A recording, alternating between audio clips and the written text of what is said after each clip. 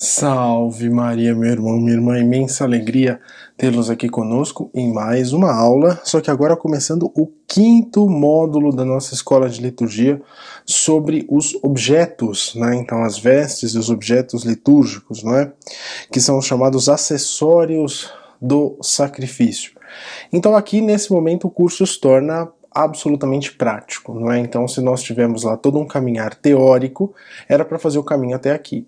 Então é a partir desse caminho que nós vamos então caminhar, irmos adiante, quando falarmos, ao estudarmos, não é? Então esse nosso conteúdo sobre agora, não é? Então o vestuário litúrgico. Nós começamos então com o que é mais próximo de nós, que é o vestuário litúrgico sacerdotal.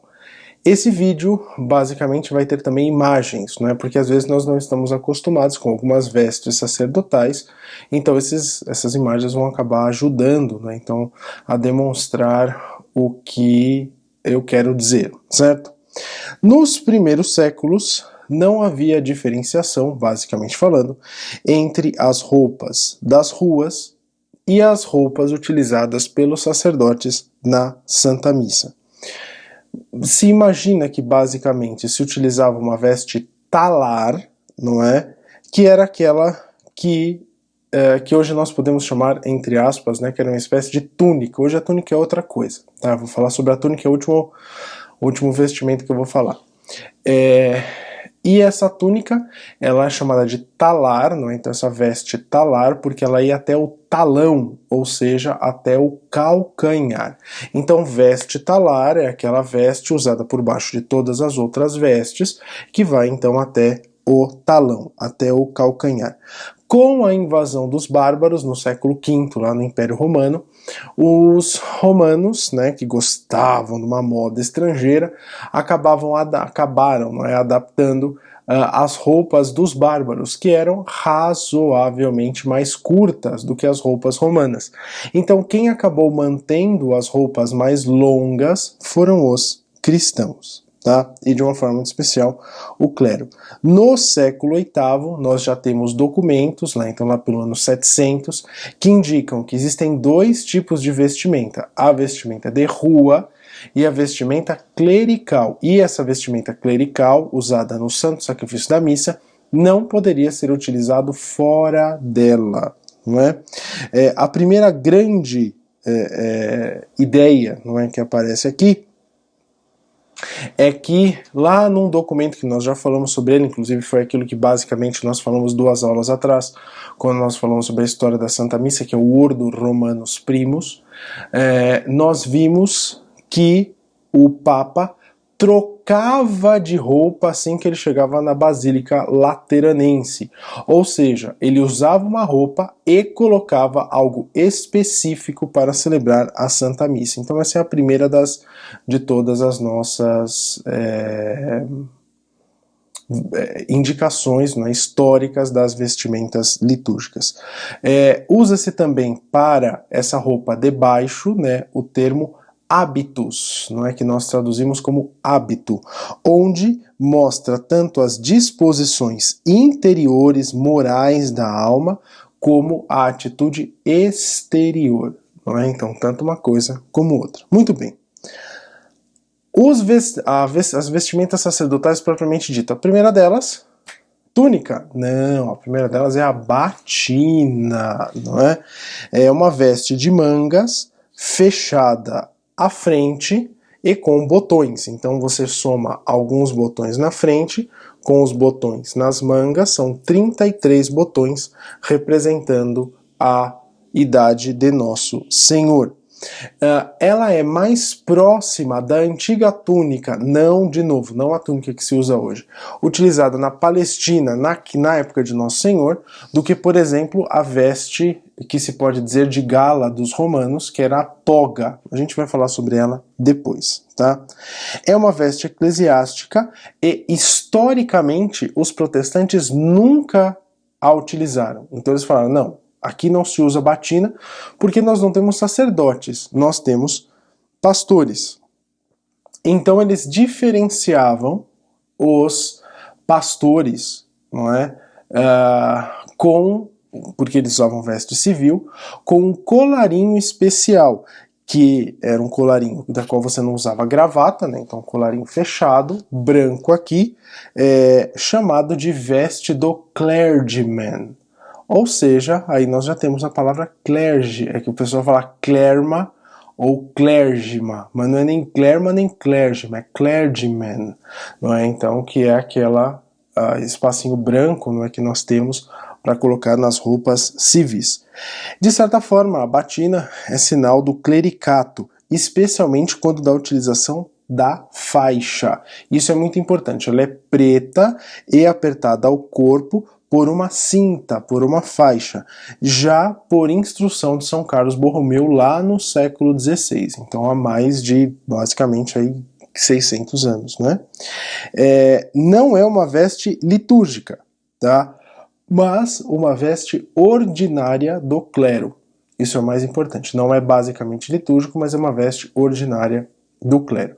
Todo clero deveria usar. E aí nós começamos com as vestes que se colocam por cima da batina. Não é? Então a primeira delas é a sobrepeliz, não é? Que é uma alva, vamos falar sobre a alva depois, reduzida de tamanho para poder ser utilizada quando? Em coro. O que significa em coro? Significa em funções litúrgicas que não a Santa Missa, da qual, por exemplo, o sacerdote não leva a casula, não é? Então, de maneira geral, isso que nós queremos dizer quando nós falamos de coro, tá? Desce até os joelhos e possui mangas largas, literalmente. Então, a manga não pode ser grudada ao corpo. Por quê? Porque as mangas grudadas ao corpo, não é? E ela até sendo às vezes um pouquinho menor de tamanho, mais estreita, não é uma sobrepeliz, mas uma roquete, que é veste dos cardeais. Vocês podem olhar lá os cardeais quando vão para o conclave, eles vão vestindo, não é? Então, basicamente, a batina violácea, não é? Então a batina vermelha dos cardeais, e por cima dela a roquete, não é? Então é outra coisa. A sobrepeliz ela tem mangas mais longas, não é? Então ela pode conter também renda, e ela é feita de linho branco, cambraia, musselina ou linon, não é? Tradicionalmente trazem a sobrepeliz por causa dos seus ministérios. Os chantres, ou seja, em todo ofício litúrgico que você precisa de alguém para puxar o canto, o cantor, o puxador do canto, que nós chamamos de chantre, traz a sobrepeliz. Os empregados da igreja, ou seja, aqui nesse caso nós estamos falando de todos, do sacristão, do acólito, né, do cerimoniário, e os clérigos, que são considerados leigos, não é o caso, por exemplo, dos cônegos, não é? Então os cônegos que não são ordenados padres, não é? Então esses cônegos, eles utilizam também, é o caso, por exemplo, dos cônegos premonstratenses, eles podem em coro trazer então a sobrepeliz em cima do seu hábito, nesse caso, né? Não em cima da sua batina, certo? E aí depois nós falamos sobre a alva, não é? Então, trocando uma coisa com a outra. Lá em Trento se dizia que, havendo a possibilidade, o ideal seria que o sacerdote utilizasse a alva por cima da sobrepeliz. Só que eu acredito que vocês nunca tenham visto um padre, mesmo se vocês têm às vezes 80, 90 anos, estão assistindo esse vídeo, celebrarem a Santa Missa com os dois. Por quê? Porque muito cedo a Santa Sé percebeu que era muito agarrado, não é? Então era muita roupa. E aí então a Santa Sé permitiu que a missa fosse celebrada apenas de alva, não é? Sem a sobrepeliz. Aí a sobrepeliz ficou para ofícios extra-missa, eu acho que essa seria a grande questão, e do outro lado a alva acabou ficando associado com a Santa Missa. Então a alva é uma túnica, basicamente, não é, derivada daquela túnica inferior, não é? Então a túnica mais baixa que os romanos utilizavam, que de novo não é a túnica que nós usamos hoje, tá? É outra coisa. Possivelmente, não é? Então era uma peça unissex, não é, que servia então para ambos os sexos, chamada de línea, não é? Os leigos iam a abandonando, o clero ia utilizando, né, como veste de culto. Nunca mudou de forma, se mantendo em sua simplicidade primitiva. Pode ter renda simples ou com símbolos litúrgicos na borda. Então a alva é a primeira veste que o sacerdote coloca, não é? Na verdade, não deveria ser. A gente volta para lá para falar sobre o amito agora. Mas quando ele coloca a alva, então a alva, uma veste branca, então com rendas nos punhos e ao mesmo tempo próximo ali ao talão, não é, próximo aos pés, que o sacerdote usa, uma veste caída, comprida, não é?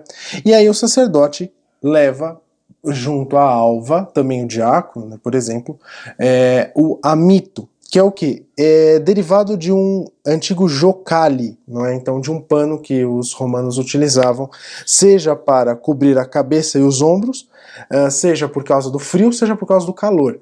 Então eles acabavam usando esse pano, não era uma echarpe, era um pano mesmo para se cobrir, um pano longo, e o que acabou acontecendo é que devagar a igreja ela vai até separando esse jocale, né? Então o jocale vai se tornando duas coisas, não é? Num primeiro momento, você tem o jocale, todo mundo usando o jocale, e depois você vai ter o quê? O barrete, que é uma coisa que você também põe na cabeça, né? Porque na teoria o amito também poderia cobrir a cabeça, não é mais o que acontece. Então, nesse momento, você rompe criando dois objetos em separado, o barrete, da qual nós falaremos mais adiante, e o amito, que é colocado então por dentro para tapar a batina. Então ele é um pano 40 por 70 por 90 com 4 fitas, não é? Onde o sacerdote o toca na cabeça, desce, se amarra, não é? Amarra, deixa a veste preta, né, a batina desaparecendo e coloca a alva por cima. Então ele fica todo branco. Se você for prestar atenção, o único lugar onde você acaba vendo o preto, não é? Nesse caso é no forro da alva, não é? Que você enxerga ali, pelas rendas, você enxerga a batina, não é? Depois o cordão ou símbolo, não é? Preso à linea, os viajantes levavam um cordão. É claro, por quê? Porque a linea, né, então aquela roupa romana, era uma roupa muito ampla, então para você andar melhor você tinha que usar um símbolo, né, um cordão, para se prender a ele. E nisso nós mantivemos então o cordão. Durante muito tempo esse cordão, ele foi feito de metais preciosos, de tecidos preciosos, mesmo os orientais ainda mantêm esse costume, os ocidentais não.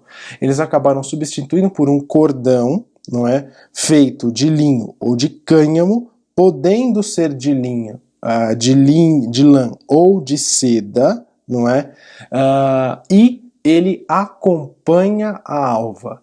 Então, diz a Instrução Geral do Missão Romana no número 336.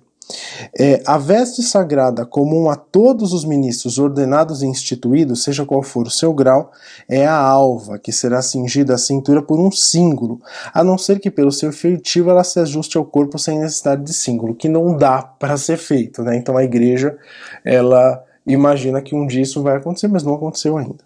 Continuando. Se a alva não cobrir perfeitamente o traje comum em volta do pescoço, por-se-á o amito antes de a vestir.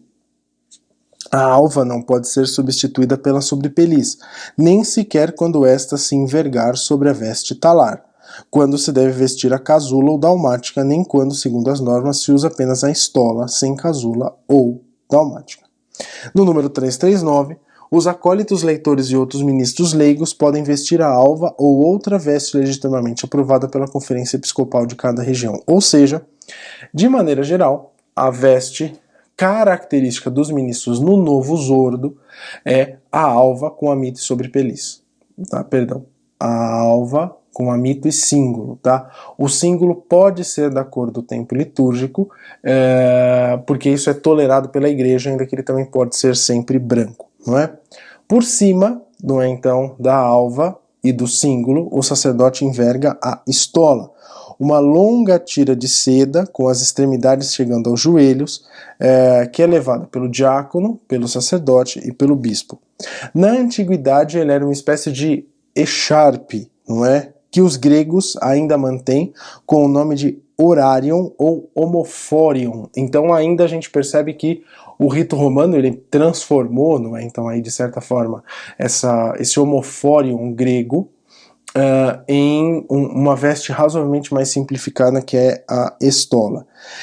Também pode ter sido uma peça, não é, do vestimento ocidental, né, ou pelo menos romano, chamada horarium, tá? Nas catacumbas, o bom pastor é representado com uma fita cruzada diante dos ombros, que possivelmente é uma estola. É por excelência sinal do poder da ordem, por isso ela é utilizada de forma distinta. Então, por isso que o diácono a usa em um único lado do corpo e o sacerdote a leva junto com o bispo, não é? Então, ao longo do pescoço. Possui 10 a 12 centímetros de comprimento, com decoração sóbria ou nula, uma cruz no centro, e deveria ser de seda para acompanhar o jogo da casula ou da dalmática, não é? Então, tanto de um como outro. Fala-se muito, por exemplo, né, no passado, sobre seda damascada, não é? Então, que era uma seda com os desenhos e tudo mais, que era uma seda muito boa para se fazer paramentos litúrgicos. Hoje eu não sei se isso existe, né, mas falava-se muito nos livros antigos. O diácono, não é, por cima de tudo isso, leva a dalmática, derivada de uma túnica romana da região da Dalmácia, não é? Então, por isso que nós chamamos de dalmática. Romana por adaptação, substituiu a toga, não é? Que era um negócio bem complicado. Antes, a dalmática, ela era utilizada, passou a ser utilizada pelos imperadores. Se eu não me engano, naquele filme Gladiador, tem uma cena onde o imperador Cômodos usa, não é, uma dalmática, não é? Essa dalmática passou a ser sinal dos patriarcas, então o patriarca de Constantinopla usava a dalmática, e ele começou a derivar, né, então, do seu poder, os arcebispos, não é? E dava, então, a esses bispos a dalmática. Com o tempo, não é? O Papa Silvestre impôs a dalmática não especificamente aos arcebispos, mas aos diáconos de Roma, né? O Papa Silvestre é lá da primeira metade do século IV. Possui mangas curtas e largas, abertas dos lados. Duas listras, que a gente também sempre vê nas imagens, não é? De tecido vermelho, são chamadas de clave, descem tanto do ombro para frente como do ombro para as costas. Também o bispo a leva, não é? Então diz lá o cerimonial dos bispos, número 56. Na celebração litúrgica, as vestes do bispo são as mesmas que as do presbítero, mas na celebração solene, convém que, segundo o costume, que vem já de tempos antigos, revista dalmática, que pode ser sempre branca por baixo da casula, sobretudo nas ordenações, na bênção de abade e de abadesa, bem como na dedicação da igreja e do altar. A dalmática está para o diácono como a casula está para o sacerdote. Então, sempre que o sacerdote leva a casula, o diácono leva a dalmática, com uma única exceção. Na concelebração, os sacerdotes utilizam a casula, não é?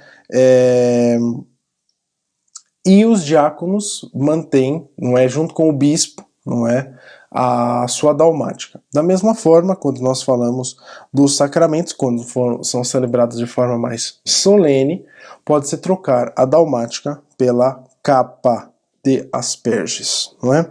O sacerdote não usa dalmática, mas usa a casula, não é? Inicialmente os romanos utilizavam a toga. Do Alto Império passaram a utilizar um grande manto pesado contra a neve, chamado de pênula. Essa pênula recebeu também o nome de planeta no século IV. E é por isso que às vezes você vai ler um livro mais antigo de liturgia, eles falam o sacerdote utilizando a planeta. O que é a planeta? É a casula, que é o termo antigo, não é, que se usa para isso. Sua forma original é realmente cônica, não é? Então nós vemos algumas imagens mais antigas ela sendo verdadeiramente cônica, com prega, perdendo devagar a sua simplicidade e ganhando muitos ornamentos. Durante muito tempo a Igreja de Roma utilizou a casula, que nós chamamos de casula romana, que ela é basicamente como se ela fosse um escapulário. Então assim, ela não é gótica, ela não vem até aqui as mangas, não é? Mas ela vem basicamente até o ombro, ela é recortada e ela tem aquela forma, não é assim, para baixo, não é? Sendo atrás, ela é reta atrás, não é? E é muito interessante se pensar que muitos liturgistas no século XX criticavam a forma da estola, falando assim, isso é uma corrupção. A casula verdadeiramente não é assim, criticavam a casula, né? A casula não é assim. E aí vê-se, não é, que devagar foram aparecendo as chamadas casulas góticas, não é? Que é essa que nós vemos, né, basicamente no dia de hoje, que vai até ela é como se fosse uma casinha, né, que o sacerdote entra nela, até com as mangas, não é? Então até as mãos, até os punhos, não é? Deveria ser produzido de seda ou material precioso e seu uso é obrigatório na Santa Missa, diz a Redemption em Sacramento, a instrução nos números 213 e 14. A vestimenta própria do sacerdote celebrante na missa, em outras ações sagradas que diretamente se relacionam com ela, é a casula ou planeta, caso não se indique outra coisa, vestida sobre a alva e a estola. Igualmente, o sacerdote que se veste com a casula, conforme as rubricas, não deixa de pôr a estola. Todos os ordinários vigiem para que seja extirpado qualquer costume contrário. No missal romano, é facultativo que os sacerdotes que concelebram na missa, exceto o celebrante principal, que deve levar a casula na cor prescrita, possam omitir a casula planeta, mas sempre usar a estola sobre a alva. Quando haja uma justa causa, por exemplo, um grande número de concelebrantes e falta de ornamentos. Sem dúvida, no caso de que essa necessidade se possa prever, na medida do possível, providenciem-se as referidas vestes. Os concelebrantes, à exceção do celebrante principal, podem também levar a casula de cor branca em caso de necessidade. Observe-se, ademais, as normas dos livros litúrgicos. Então vamos lá. Porque o meu padre diz que se pode, que há uma norma lá da CNBB que permite, não é, que se celebre sem a casula. Pois bem, aí vem a instrução Redemption em Sacramento. Se ela diz que na concelebração, onde é facultativo a utilização da casula, se deveria utilizar a casula, inclusive se é uma celebração de uma concelebração vermelha, não é, então, de um santo mártir. E aí as pessoas sabem, não é, e não tem casula vermelha, que você pode usar até a casula branca. Então você percebe que é um problema de interpretação. Se na concelebração, que era facultativo, se tornou basicamente altamente recomendado, então a norma da CNBB basicamente deixou de existir. Não é, porque se coloca que o celebrante principal sempre leva a casula. Depois, a capa. Originalmente era uma pênula fechada utilizada para se abrigar da chuva, por isso se chama de capa pluvial. Pode ser utilizada pelos membros do clero, por todos aqueles que foram recebidos em ordens sacras. Revestem-se deles os membros do clero em ofícios solenes, mas nunca na Santa Missa. Ao peito se unem os dois lados com um broche ou duas fitas chamado de alamar. Então toda capa pluvial possui um alamar. A estola deveria ser feita a casula deveria ser feita de seda, enquanto que a capa ela deveria ela pode ser de seda, mas ela é razoavelmente feita de materiais mais grossos. O véu de ombro, não é, então, é uma antiga veste que os acólitos e os diáconos utilizavam para receber os vasos sagrados e que se mantiveram como veste associada a outra, né, no caso a capa. Não é considerada basicamente uma veste, mas nenhum ornamento, e só se utiliza quando necessário. Tá? Então ele é um complemento da capa pluvial. O barrete, não é, então, que variou muito, gerando, por exemplo, o capelo que acompanha a beca das formaturas. É o símbolo dos homens de profissão grave, ou seja, dos magistrados e dos doutores. De cor preta para sacerdotes, roxo ou vermelho para bispos e cardeais. Possui 3 cornos, como vocês podem ver aí pela imagem, e um pompom. Não se leva enquanto em locomoção, com exceção das procissões, a procissão de entrada, a procissão de saída, não é? Sempre é trazido quando sentado. Como sacerdote não se dá a bênção final com ele, porque você não é bispo. O bispo dá a bênção final de mitra, o sacerdote não dá a bênção final utilizando o barrete. O barrete pode ser utilizado sempre, ele não foi abolido. Tá? Calçado. Não existe indicação de calçado para os sacerdotes, mas o cerimonial dos bispos, número 1201, diz: sapatos usuais, pretos sem fivelas, ou seja, o padre deveria celebrar a Santa Missa de sapato, não é? Depois, Manípulo, aí nós falamos, né, do manípulo, da tunicela, do solidel e depois eu termino da túnica, né? Então vamos lá, o manípulo. O manípulo, ele é se você assistir as missas antigas, é um pano, não é? Então como uma espécie de pequena casula que o sacerdote traz no braço esquerdo, não é? Os antigos romanos utilizavam um pano, não é, para se enxugar do calor, não é? E ao mesmo tempo para limpar as mãos durante os banquetes, né, que é chamado de mapa, tá? O sacerdote, o diácono e o subdiácono aportam na missa. Não possui utilidade prática, mas representa literalmente o manípulo do pranto e da dor a fim de receber na alegria recompensa por meu trabalho. Tá? Então é como se fosse um lenço que representa então o sacerdote chorando pelos seus próprios pecados, não é? A tunicela é uma espécie de dalmática que os antigos subdiáconos utilizavam. De forma geral, acabou-se hoje, não havendo muita diferenciação entre a dalmática e a tunicela. Solidel, uma pergunta que sempre aparece. Michel, o padre diocesano pode utilizar solidel? Então vamos lá. Quem que se serve do solidel? Quem mantinha a tonsura, não é? Então, inicialmente ele foi usado para cobrir a tonsura, não é aquele carequinha, né, que se tinha aqui. Consequentemente, o padre não religioso perdia a tonsura ao longo dos anos. O cabelo crescia, o religioso tinha que manter a tonsura. Né? Então você vê lá as imagens, não é, antigas, ainda está lá, ó, as tonsuras. Então se mantinha lá, não é, se utilizava o solidel. Então os religiosos usam, não é, o solidel, podem usar o solidel, se o seu hábito pressupõe o seu uso. Tá? Então essa é a grande questão. Se não tem, não vai usar. E aí é da cor do hábito também. Então, por exemplo, para os carmelitas e para os franciscanos é marrom. E para o padre diocesano seria preto. Porém, há uma questão. Só se pode utilizar o solidel, desde sempre, o padre diocesano, com dispensa da Santa Sé. Consequentemente, você não vai conseguir isso tão cedo. Né? Ou você vai ser um desobediente. E por fim, eu termino falando sobre a túnica. A túnica é a coisa mais horrível que foi inventada após o Concílio Vaticano II. Ela foi inventada por um caráter muito prático.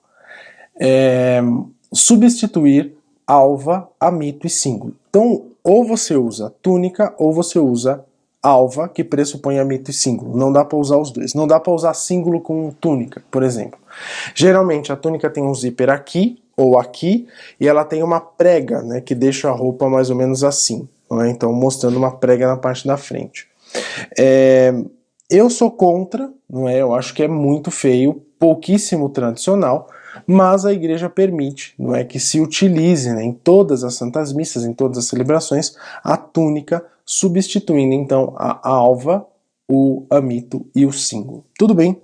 Pessoal, muita informação, mas tenho certeza que com as imagens vai ficar mais claro aí para vocês, tá bom?